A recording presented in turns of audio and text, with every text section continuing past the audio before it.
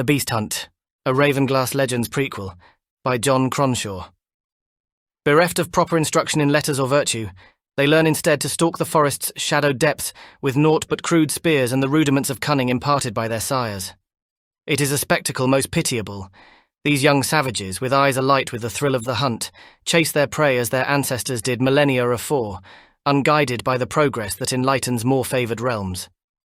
From a discourse on unenlightened lands and primitive races, by Lord Gelfrat. Ragnar's breath misted in the chill mountain air as he and Kest fell into step with the hunting party. The village had been abuzz with talk of the beast for weeks, each whispered tale more terrifying than the last. Some spoke of a creature as large as a bear, with fangs like daggers and eyes that glowed in the darkness. Others claimed it was a direwolf, one of the legendary beasts said to haunt the high peaks. But Ragnar knew better than to put stock in such tales.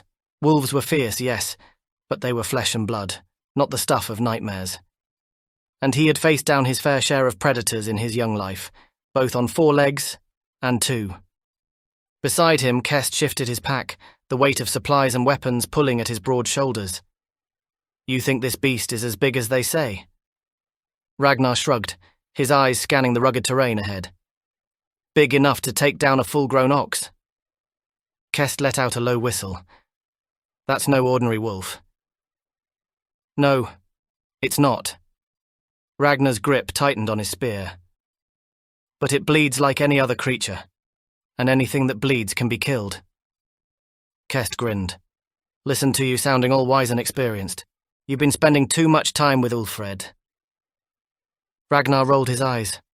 "Mock all you want, but you know I'm right. This beast is just another way to prove our worth as warriors. And another chance for you to show off your tracking skills, no doubt." "I don't need to show off." Ragnar lifted his chin. "My skills speak for themselves." Kest snorted. "Right.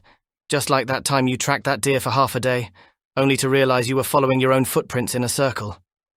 So that was one time, and I was still learning."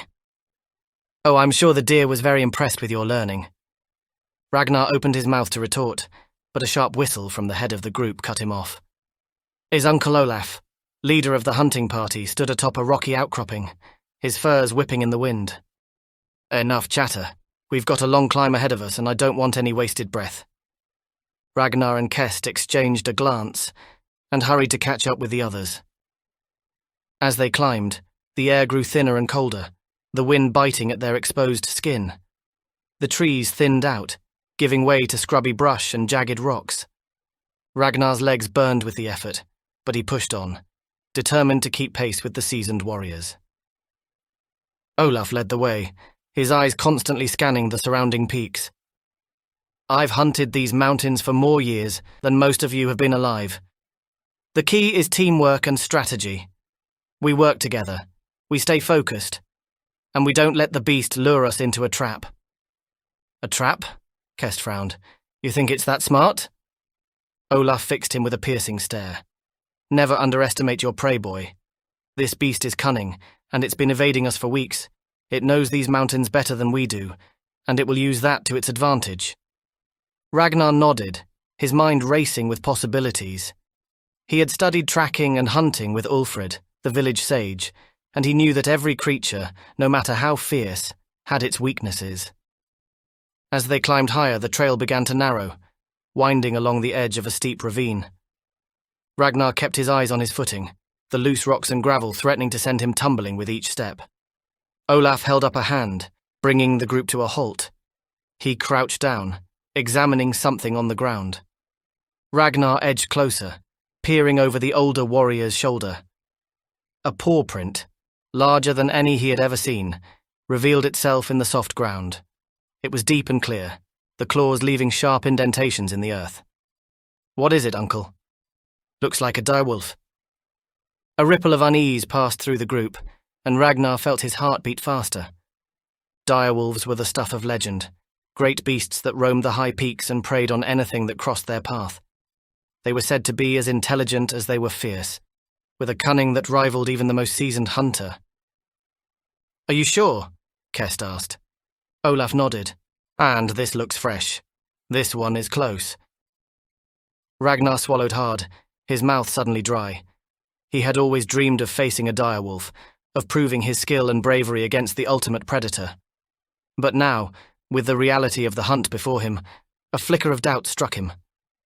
Olaf turned to him, his gaze intense. "I need you to take the lead, to follow this trail and find where the beast is hiding." Ragnar nodded, meeting his uncle's gaze. "I won't let you down, sir." Olaf clapped him on the shoulder. "Just remember, this is not a solo hunt. We work together, we watch each other's backs. Understood?" "Understood."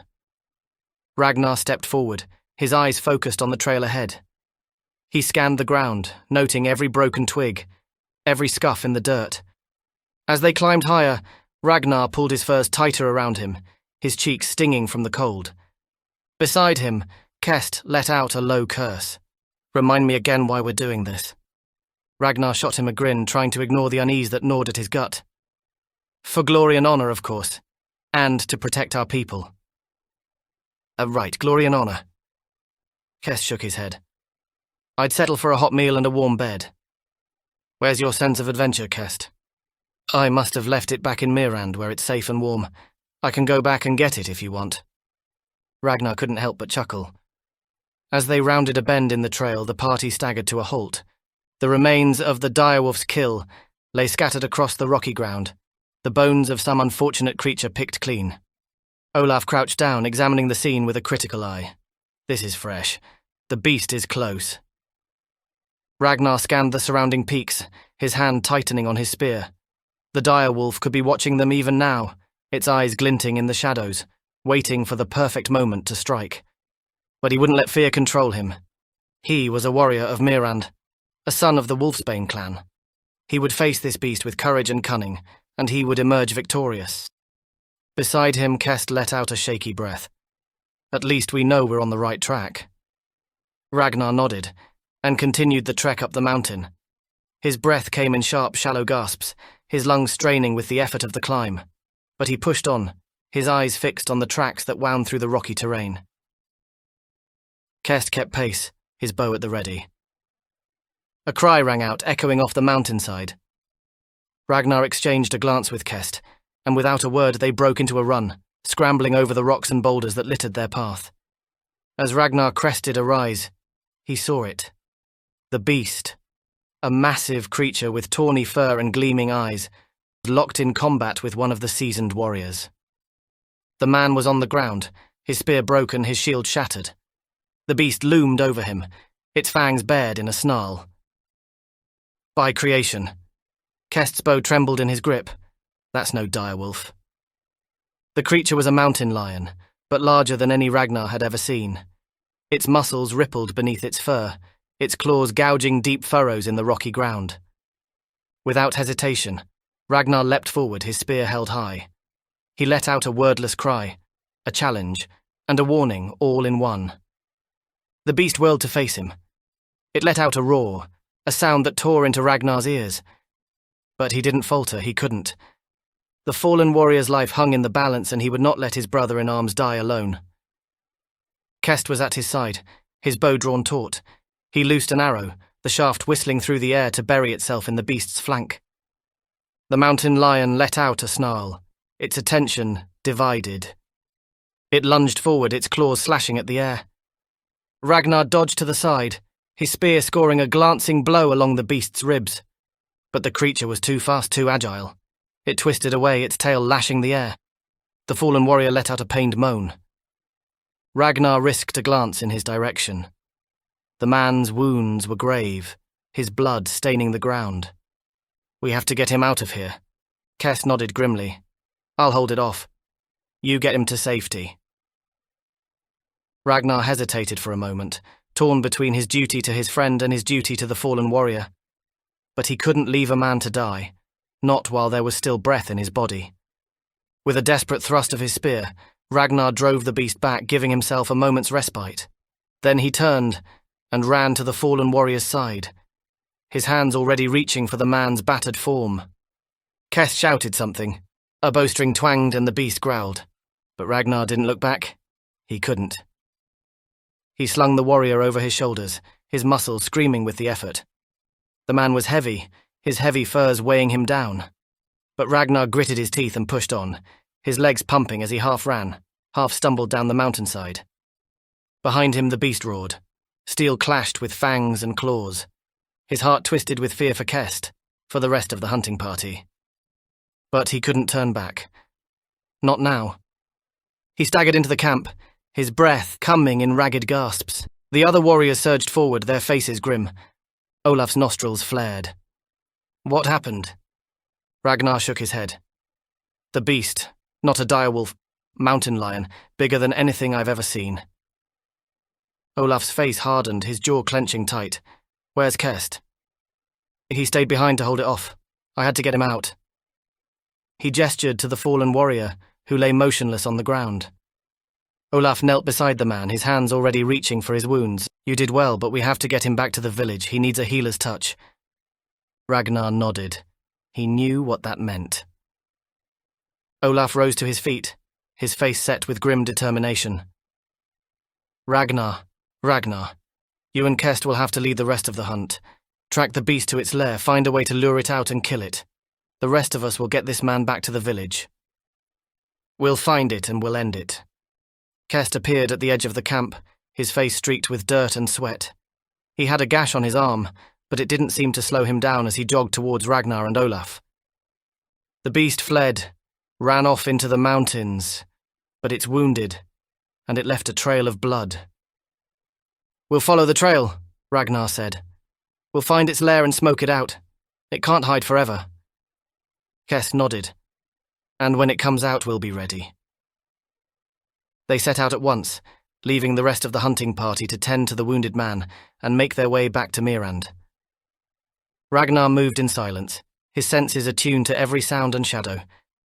As they climbed higher, the trail began to narrow, the blood splatters growing fainter and more spread out. It's clever, trying to throw us off the scent. But it can't hide its lair, Rag. He gestured to a dark opening in the side of the mountain, a cave that seemed to swallow the light. The blood trail led straight to its mouth, a crimson path that vanished into shadow. Ragnar turned to Kest. We need to lure it out. Draw it into the open where we can surround it and take it down. I'll climb the ridge, get a clear shot. You stay here, make noise, draw its attention. Ragnar grinned. I'll be the bait, and you'll be the trap. Kest clasped his arm. Just don't get eaten. I don't want to have to explain that to your father. Ragnar laughed. I'll do my best. Kest scaled the ridge with a sure-footed grace as Ragnar strode towards the cave. He took a deep breath, his heart pounding in his chest. And then he let out a shout, a wordless cry of challenge and defiance. For a moment there was only silence. And then, from the depths of the cave, came a snarl. The beast emerged. It was wounded, its flank matted with blood. Ragnar held his ground, his spear levelled at the creature's chest. Kest released his arrow. The beast twisted away, the arrow grazing its shoulder. And then it charged. And then it charged, a blur of fur and fang and fury. Ragnar met it head-on, his spear scoring a deep gash along its side. But the beast didn't falter, didn't slow. It slammed into him, its weight bearing him to the ground. Kest shouted something. Footsteps pounded the rocky ground, but he couldn't focus on that, couldn't think of anything but the beast's hot, fetid breath, the glint of its fangs in the sunlight. He rolled to the side, his spear forgotten. His hands scrabbled for purchase, seeking a weapon, a tool, anything to fend off the attack. And then he saw it. A jagged stone the size of a dagger, its edges sharp and lethal. He snatched it up, his fingers closing around its rough surface. The beast lunged again, its claws raking across his chest. But Ragnar didn't feel the pain, didn't feel the hot rush of blood. All he felt was a surge of strength, a wild primal fury. With a roar, he brought the stone down on the beast's skull again and again. Bone cracked and split beneath his hands. The beast shuddered and convulsed, and then it was still, its eyes glazing over, its final breath rattling in its throat. Ragnar staggered to his feet, his chest heaving, his body shaking with exhaustion and relief. He looked down at the beast, at the creature that had terrorized Meerand. Kest was there, his face pale and drawn. You did it. You actually killed it. Ragnar nodded, a slow, weary smile spreading across his face. No. We did it, Kest. Together. The end. Thanks for listening.